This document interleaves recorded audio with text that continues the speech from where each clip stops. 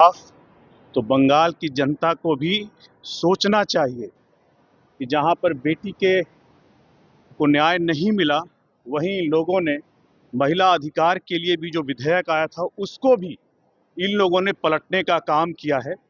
ऐसे में उनको याद रखना चाहिए कि जो महिला मुख्यमंत्री महिलाओं को अधिकार देने और न्याय देने में सक्षम नहीं है, अब उन्हें तख्त से उतारकर किसी और को मौका देना चाहिए, एनडीए को मौका देना चाहिए। तो पूरी तरह से बंगाल चुनाव में भिड़े हुए हैं।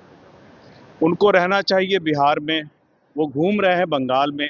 जब सदन होता है तो विपक्ष के नेता के तौर पर उनको बिहार के जनता के मुद्दों को उठाना चाहिए। यहाँ पर नजर नहीं आते हैं, मगर तमिलनाडु में और बंगाल में चुनाव प्रचार करते हुए नजर आते हैं।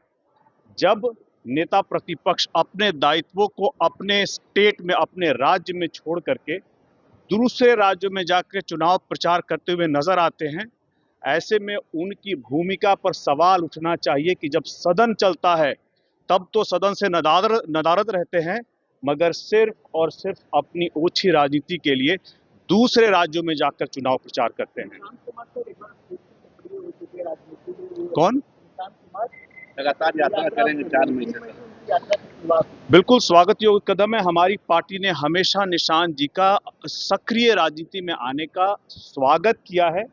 बिहार को पढ़े लिखे अच्छे युवा नेतृत्व की जरूरत है, और ऐसे में अगर निशांत जी, जिनके पिता माननीय पूर्व मुख्यमंत्री नीतीश कुमार जी ने जिस तरह से बिहार को जंगल राज से निकाल करके वो विकास की राह पर ले आए हैं, एक बहुत बड़ा लेगेसी निशांत जी के पीछे है और एक बहुत बड़ी जिम्मेदारी भी उनके ऊपर है। ऐसे में सक्रिय राजनीति में आने की उनका बहुत स्वागत है।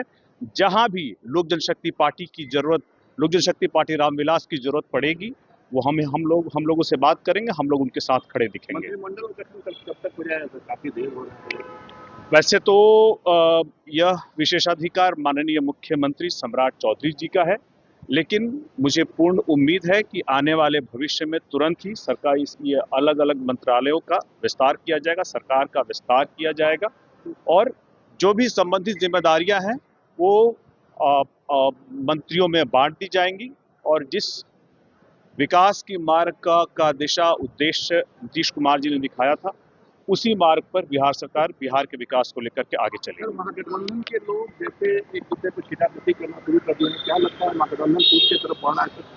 देखिए, महागठबंधन में भले ही वो सब इकट्ठे एक साथ आ गए थे, मगर उनमें वैचारिक एकता कहीं नहीं थी। आप ध्यान दीजिए कि बंगाल में, दिल्ली लोकसभा में जब आप बात आती है तो राहुल गांधी जी, ममता बनर्जी जी और जितने भी डीएमके हैं सब साथ नजर आते हैं। लेकिन जैसे ही अलग अलग राज्यों में चुनाव होता है, वहां पर आपसी खटपट आपको देखने को मिलता है। राहुल गांधी जी ने बंगाल जाकर के ममता बनर्जी उनके सरकार पर सवाल उठाए।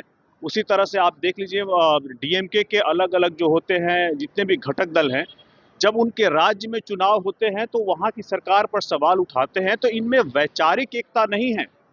ये भले ही मौके की तलाश में एक साथ आए हैं, लेकिन इनमें वैचारिक एकता नहीं है, राज्य को आगे ले जाने की सोच नहीं है, और यह सोच नहीं होगी तो आपस में खटपट, आपस में मतभेद बने रहेंगे।